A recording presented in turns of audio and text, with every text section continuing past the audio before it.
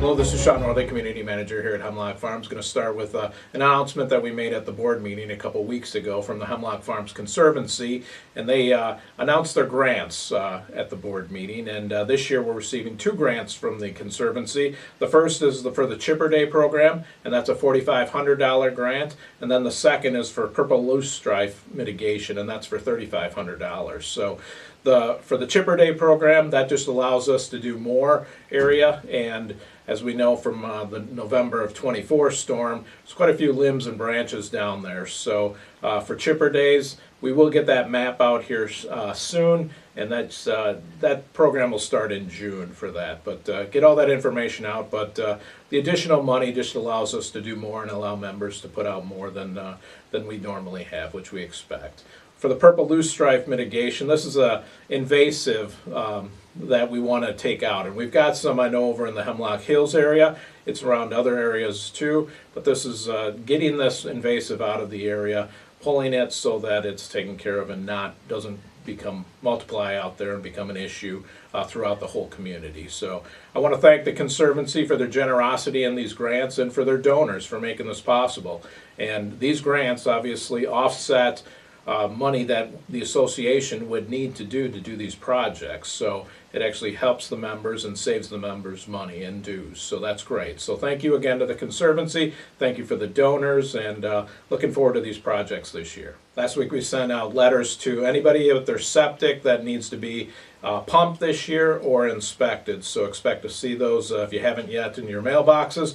And just know that with the septics out here, we do have requirements, and we changed this code last year, updated it. So you need an inspection every 2 years, and then it needs to be pumped when it's over a third full. So check that out. If you get that letter, get that set up. The way we do this now is you get a letter now in the spring. You have until September to take care of that. We'll send out a reminder in June for those that haven't done that. But then when you get that done, make sure you talk to your hauler that does that and gives us the information, or get the information to the building administrator, Kayla, so that we can get that information in for your system and know that it's been taken care of for the year.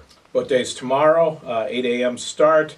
So we put out an e-blast earlier this week with the list of the racks and slips that are available. So check that out, and that's first come, first serve, 8 a.m. tomorrow at the administration building. Barcodes have now been shut off if you haven't paid your dues. So if you come to the gate and you don't get through, that's the reason why. Make sure you visit administration, take care of those dues, sign up for the installment plan so that you get that privilege back. But if you haven't paid your dues yet, those barcodes are now shut off. Remind everybody that the clubhouse closure, this is the mini closure, is next week, Tuesday and Wednesday, 14th and 15th of April. So just know that the entire clubhouse will be closed. And we do this so that we can get in there, do some deep cleaning, and also get some maintenance work done while there's nobody in the building. It's just difficult to get some of these things done while we're open. So next Tuesday, Wednesday, April 14th, 15th, clubhouse will be closed for that mini closure. Over at the mailroom, the concrete work is all done, and now we get ready for paving. And next week, the paving company is going to be here to do their prep work, and then the week of the 20th, that's when the paving will happen.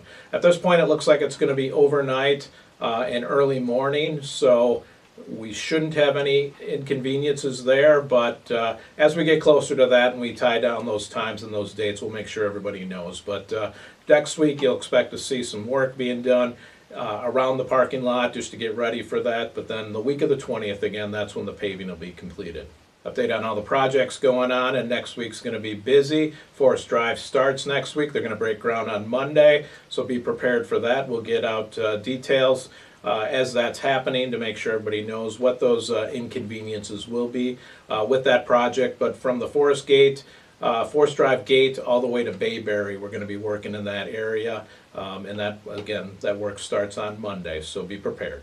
Zappy's been putting out a bunch on well 4 and the filtration plant as we work there. Obviously, we had to shut that down on Saturday due to a leak over there.